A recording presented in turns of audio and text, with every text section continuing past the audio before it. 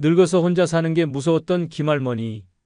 결국 외로움을 견디지 못하고 재혼을 선택했습니다. 하지만 그 순간 그녀의 인생은 지옥으로 떨어졌습니다. 이 나이에 혼자 살 순 없지. 김할머니는 남편의 다정한 말에 속았습니다. 남은 인생 함께 의지하며 살아요. 하지만 그 말은 거짓이었습니다. 결혼 후 남편은 돌변했습니다. 생활비는커녕 김할머니의 돈까지 탐냈고 자식 문제로 끝없는 다툼이 이어졌습니다. 노후의 평온한 삶을 꿈꿨지만 현실은 더 끔찍해졌습니다. 늙어서 재혼? 행복할 거라고요? 천만의 말씀. 노년의 재혼은 잘못된 선택이 되면 평생 쌓아온 인생을 한순간에 망칠 수 있습니다. 외로움을 피하려다 더 고통스러운 나락으로 빠지는 것입니다. 지금도 외롭다고 누군가 옆에 있어야 한다고 재혼을 고민하고 있다면 김할머니의 이야기를 반드시 들어야 합니다.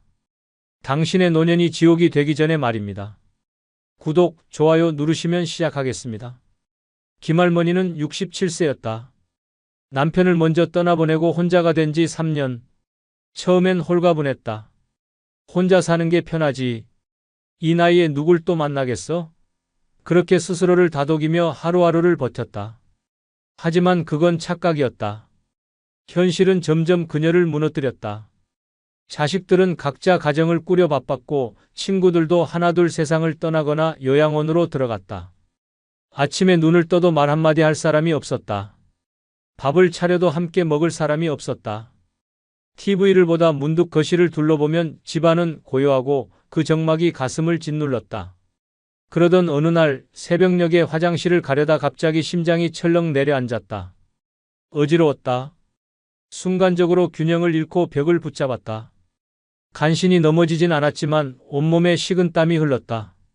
만약 이대로 쓰러졌다면 전화할 사람도 도움을 청할 사람도 없었다. 그대로 몇 시간 아니 며칠 동안 방치되었을 수도 있다. 그 순간부터 김할머니의 머릿속엔 두려움이 자리 잡았다. 혼자 늙어간다는 게 이런 거구나. 혼자가 편하다고 생각했던 건 어리석은 착각이었다. 아프면 혼자 감당해야 했고 쓰러지면 아무도 알아주지 않았다. 그녀는 깨달았다. 늙어서 혼자 산다는 건 너무나도 무서운 일이었다. 그리고 그 불안감이 점점 커질 무렵 한 남자가 그녀의 앞에 나타났다. 김할머니가 그 남자 박 씨를 만난 건 지인의 소개였다.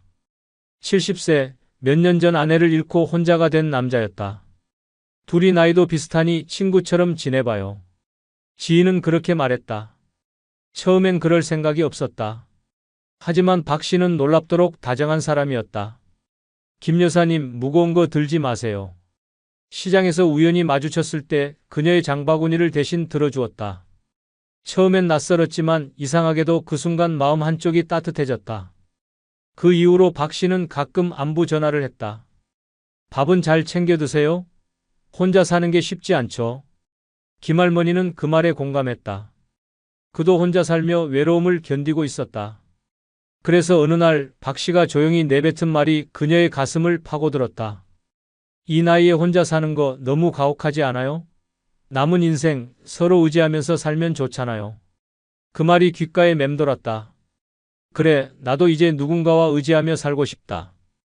그녀는 흔들리기 시작했다. 그리고 그날 밤 처음으로 진지하게 재혼을 고민했다. 이 사람이랑 같이 있으면 더 이상 혼자일 필요 없겠지? 하지만 그녀는 몰랐다. 그 선택이 평온했던 그녀의 노후를 지옥으로 끌고 갈 줄은. 3편 재혼을 결심한 김할머니, 그러나 그녀는 몰랐다.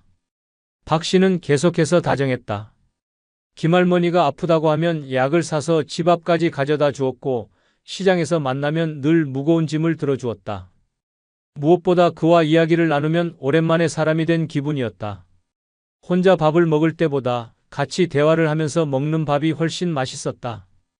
여사님, 저희 나이엔 건강이 제일 중요하죠. 저만 믿으세요. 함께 잘 살아봅시다. 그의 목소리는 따뜻했다. 그 말 한마디가 가슴을 울렸다. 그리고 어느 날 박 씨가 의미심장한 말을 꺼냈다. 우리 이제 남남처럼 지내지 말고 서로 의지하면서 살면 안 될까요? 그 말을 듣는 순간 김할머니의 심장이 두근거렸다. 이 사람이라면 믿어도 되겠지? 박 씨는 부드럽게 웃으며 말했다. 이 나이에 혼자 살면 너무 외롭잖아요. 함께하면 힘들 일도 줄고 서로 돌봐주면서 살면 얼마나 좋아요. 김할머니는 흔들렸다.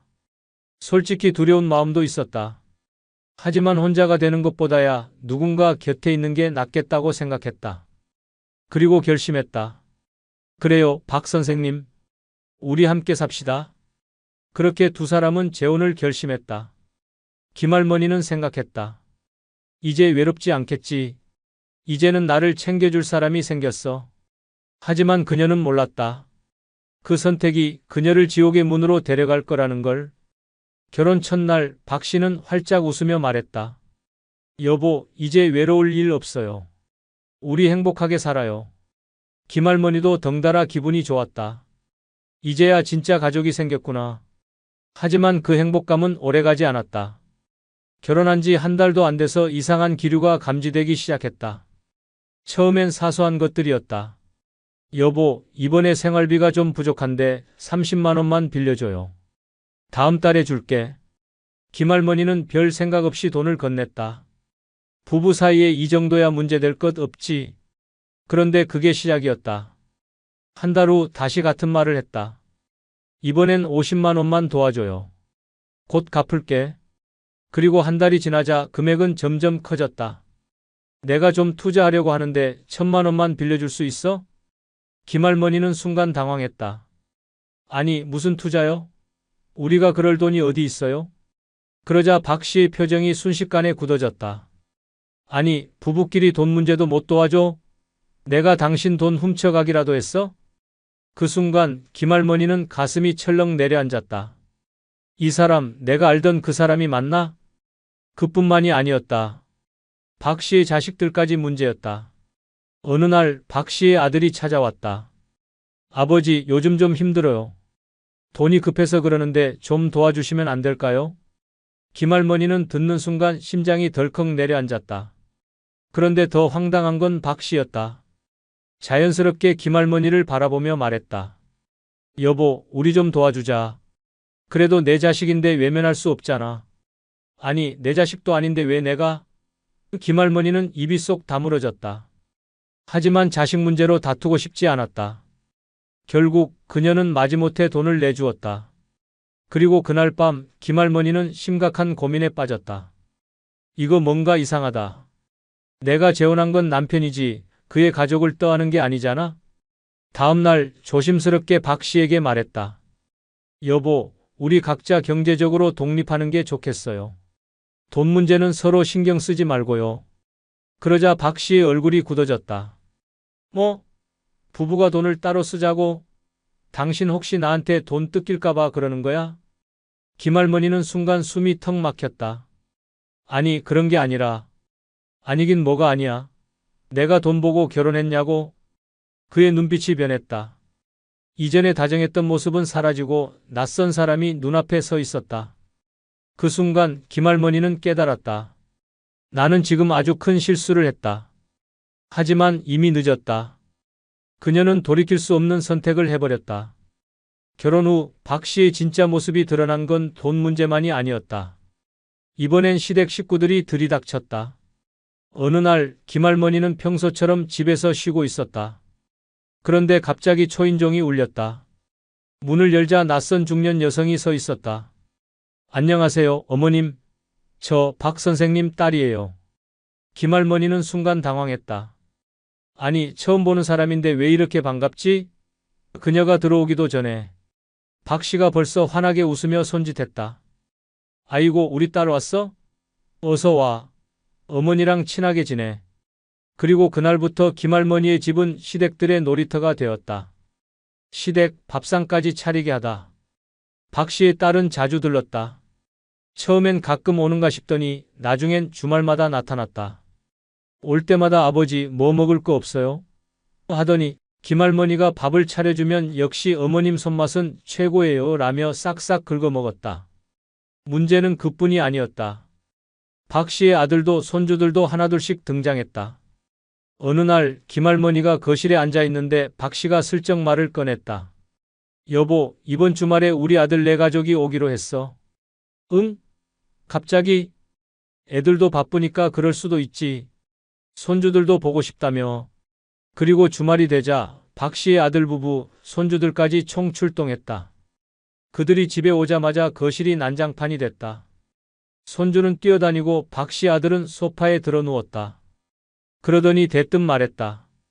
어머니, 아이들 좀 봐주세요. 저희는 잠깐 쉴게요.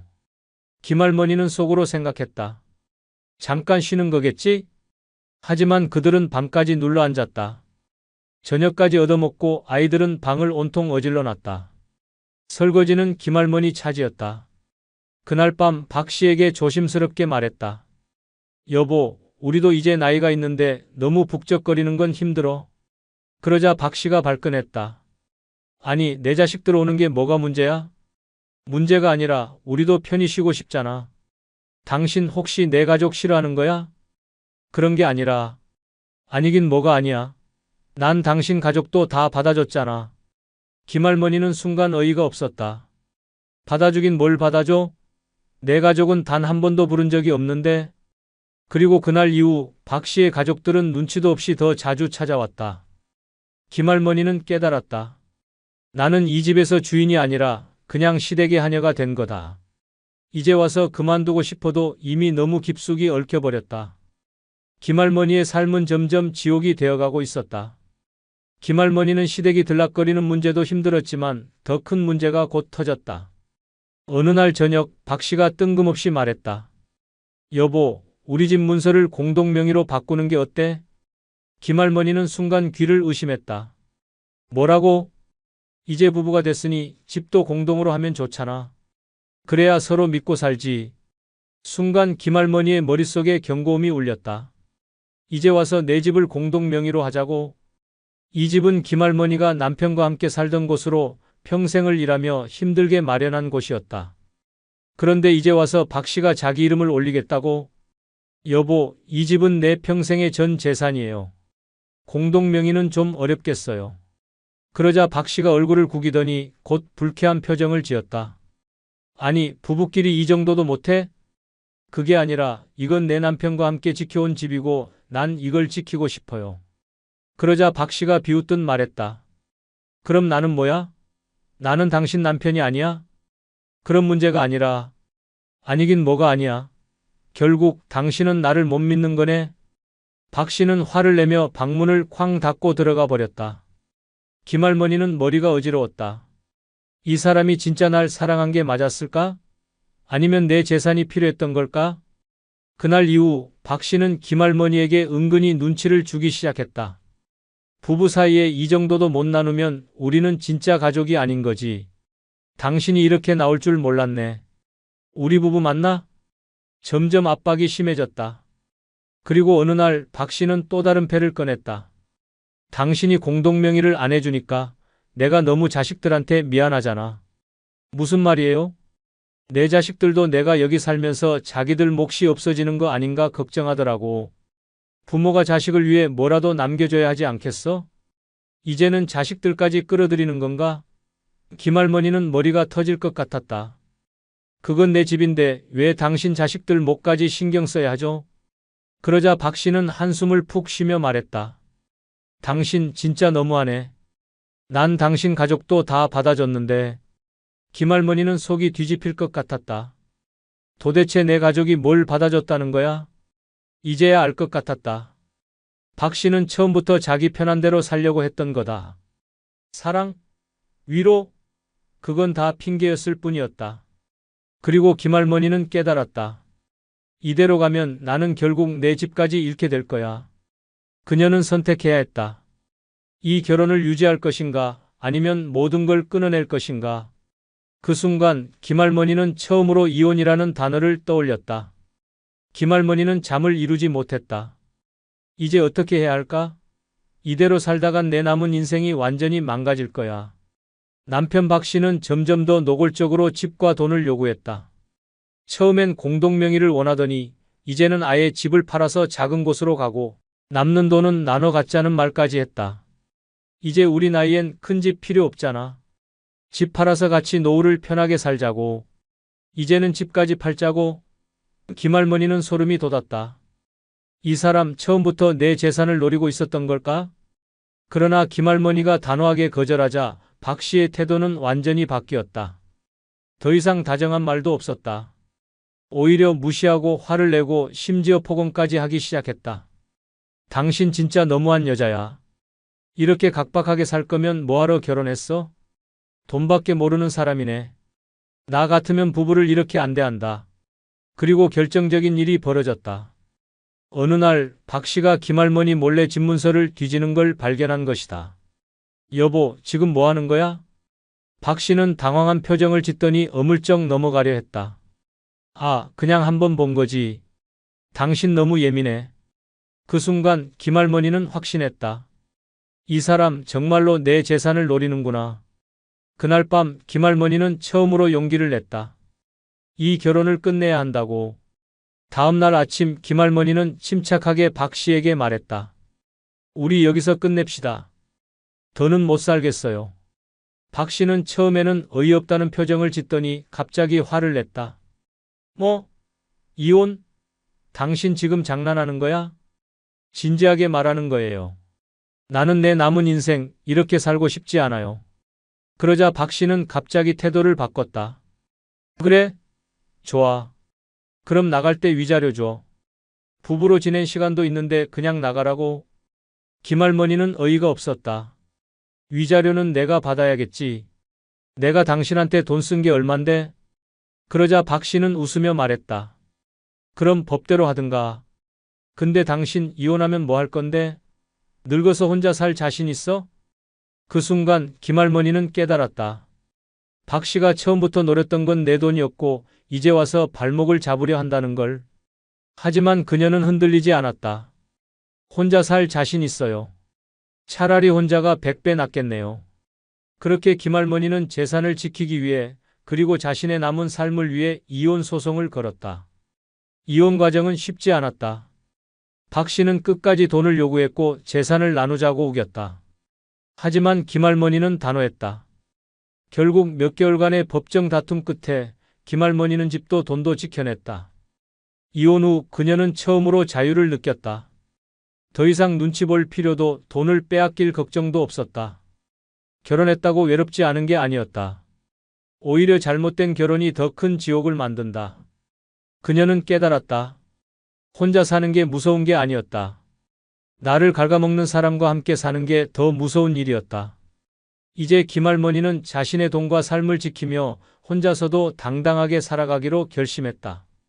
잘못된 재혼은 사랑이 아니라 인생을 망치는 지름길이었다. 끝으로 멤버십 가입으로 후원해 주시면 다음 영상 제작에 큰 힘이 될 겁니다.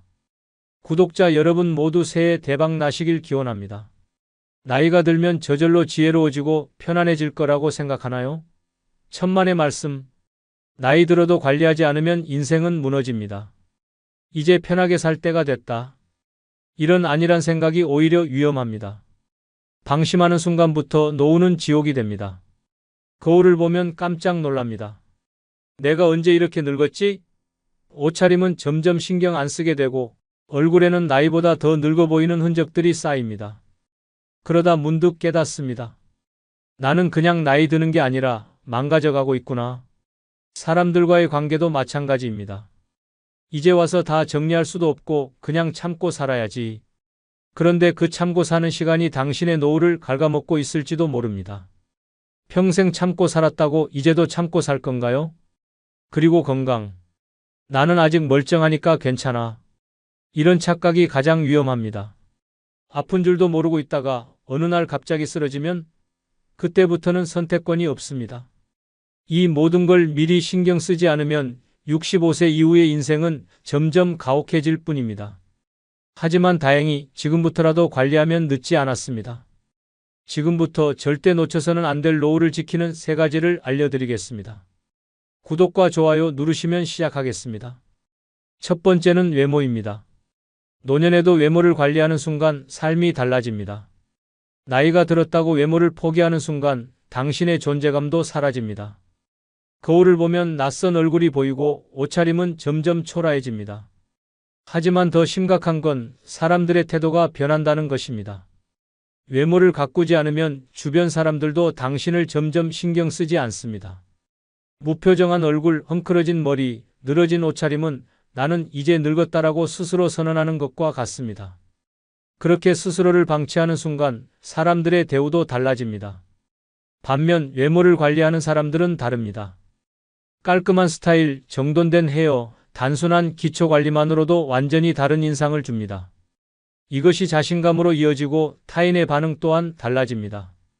단정한 옷차림과 피부 관리는 단순한 치장이 아니라 자신을 소중하게 여긴다는 메시지입니다.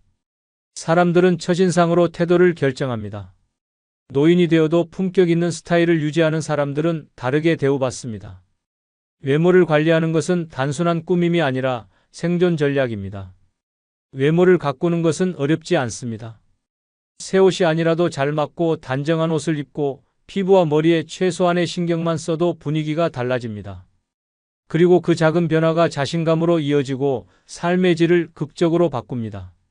외모를 포기하는 순간 당신은 그냥 늙은 사람이 됩니다. 하지만 가꾸는 순간 나이를 먹어도 존중받는 사람이 됩니다. 선택은 당신의 몫입니다. 그냥 늙어갈 것인가 아니면 당당하게 나이를 들 것인가? 그럼 이와 관련된 실제 사례 한 편을 소개해 드리겠습니다. 68세 김할머니는 젊었을 때 누구보다 멋을 알던 사람이었습니다. 하지만 남편을 떠나보내고 나이가 들면서 이제 누굴 위해 꾸미나? 라는 생각이 들었습니다. 어느 순간부터 거울 보는 횟수가 줄어들었고 외출할 때도 헝클어진 머리에 낡은 옷을 그대로 걸쳤습니다. 그러던 어느 날 그녀는 동창 모임에 나갔습니다. 오랜만에 친구들을 만나 반가웠지만 이상한 기분이 들었습니다. 다들 왜 이렇게 젊어 보이지? 친구들은 단정한 머리에 화사한 옷을 입고 있었습니다. 반면 그녀는 거울도 안 보고 나온 탓에 축 늘어진 옷에 칙칙한 얼굴로 혼자 초라해 보였습니다. 친구들이 반갑게 인사하긴 했지만 대화가 오래 이어지지 않았습니다. 그러다 결정적인 순간이 찾아왔습니다. 식사를 마치고 계산을 하려는데 식당 직원이 김할머니만 빼고 친구들에게 고개를 숙이며 정중하게 말했습니다. 어머님들 계산 도와드릴까요? 김할머니는 순간 멍해졌습니다. 나도 여기 앉아 있는데 왜 나만 쏙 빼고 말하지? 친구들은 젊어 보이고 당당한 모습이었지만 자신은 남루한 모습 때문에 직원에게 그냥 나이든 노인으로 보였던 것이었습니다. 그날 집으로 돌아온 후 김할머니는 거울을 봤습니다. 축 처진 얼굴, 정리되지 않은 머리, 생기 없는 표정. 내가 이렇게까지 늙어 보였나?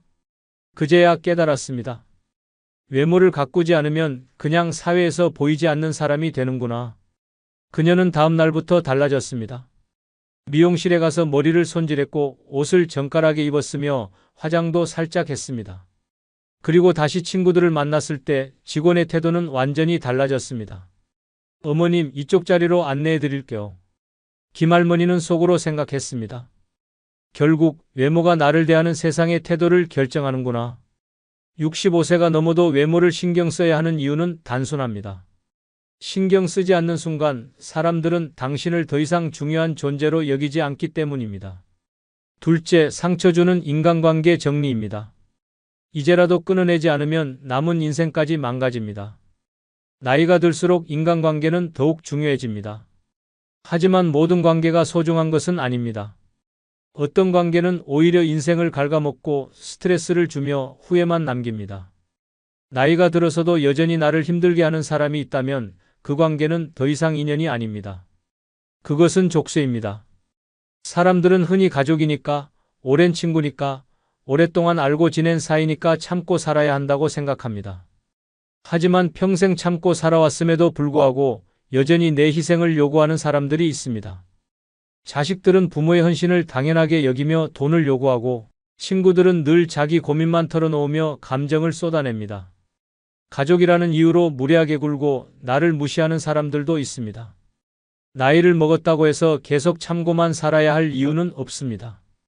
상처를 주는 인간관계를 정리하지 않으면 남은 인생도 희생만 하다가 끝날 수 있습니다.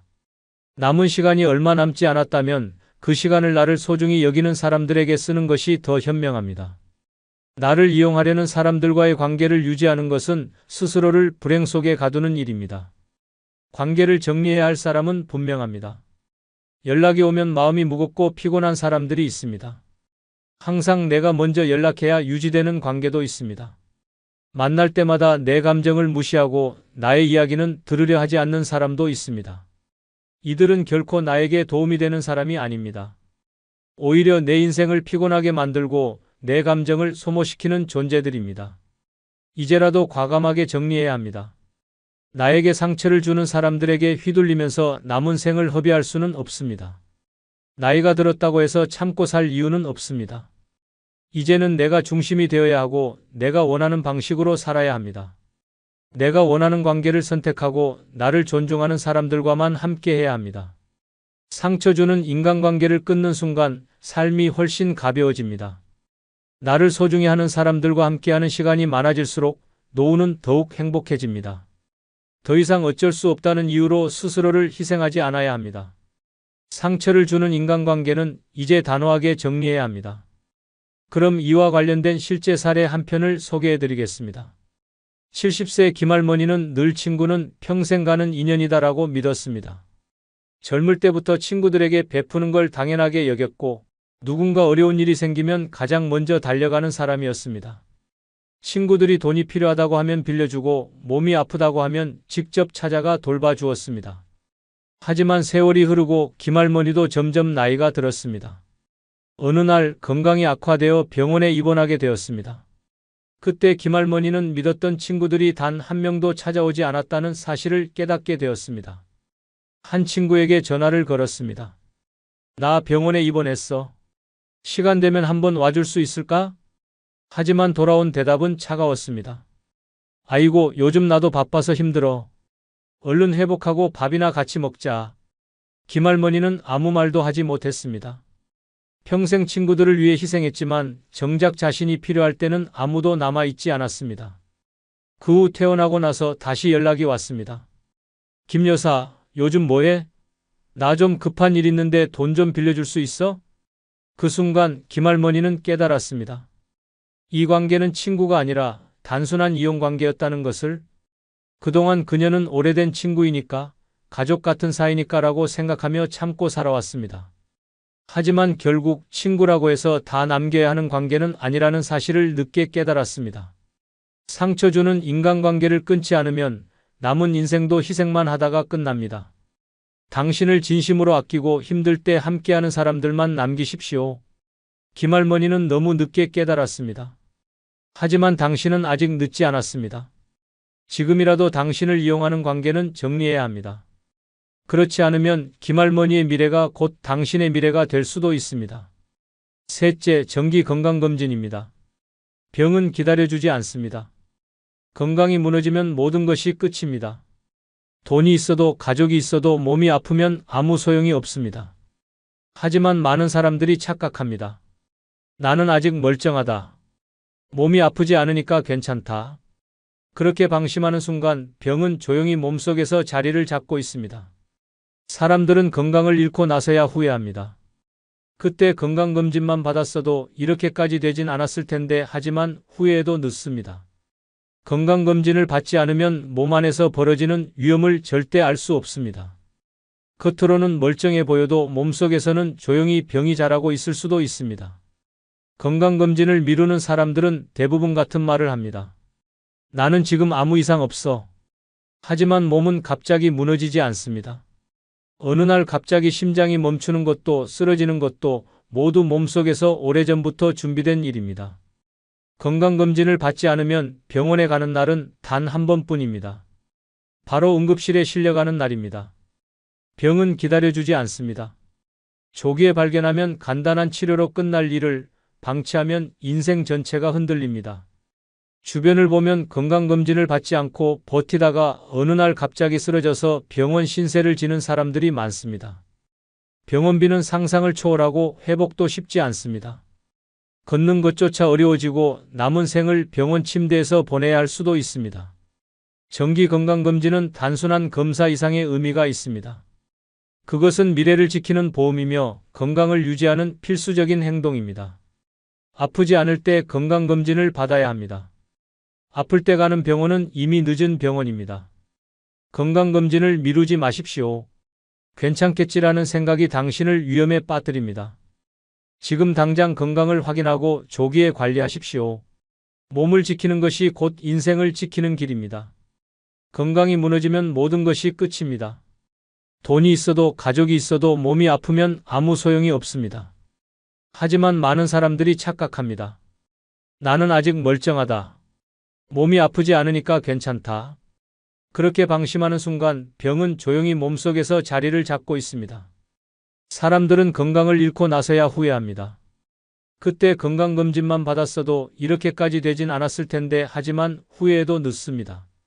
건강검진을 받지 않으면 몸 안에서 벌어지는 위험을 절대 알 수 없습니다. 겉으로는 멀쩡해 보여도 몸속에서는 조용히 병이 자라고 있을 수도 있습니다. 건강검진을 미루는 사람들은 대부분 같은 말을 합니다. 나는 지금 아무 이상 없어. 하지만 몸은 갑자기 무너지지 않습니다. 어느 날 갑자기 심장이 멈추는 것도 쓰러지는 것도 모두 몸속에서 오래전부터 준비된 일입니다. 건강검진을 받지 않으면 병원에 가는 날은 단 한 번뿐입니다. 바로 응급실에 실려가는 날입니다. 병은 기다려주지 않습니다. 조기에 발견하면 간단한 치료로 끝날 일을 방치하면 인생 전체가 흔들립니다. 주변을 보면 건강검진을 받지 않고 버티다가 어느 날 갑자기 쓰러져서 병원 신세를 지는 사람들이 많습니다. 병원비는 상상을 초월하고 회복도 쉽지 않습니다. 걷는 것조차 어려워지고 남은 생을 병원 침대에서 보내야 할 수도 있습니다. 정기 건강검진은 단순한 검사 이상의 의미가 있습니다. 그것은 미래를 지키는 보험이며 건강을 유지하는 필수적인 행동입니다. 아프지 않을 때 건강검진을 받아야 합니다. 아플 때 가는 병원은 이미 늦은 병원입니다. 건강검진을 미루지 마십시오.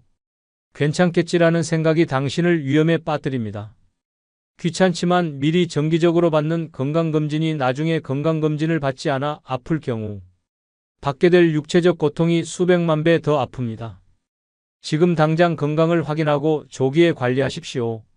몸을 지키는 것이 곧 인생을 지키는 길입니다. 그럼 이와 관련된 실제 사례 한 편을 소개하겠습니다. 72세 박 할아버지는 평생 건강하다는 말을 들어왔습니다. 젊을 때부터 감기 한 번 걸리지 않았고 특별히 아픈 곳도 없었습니다.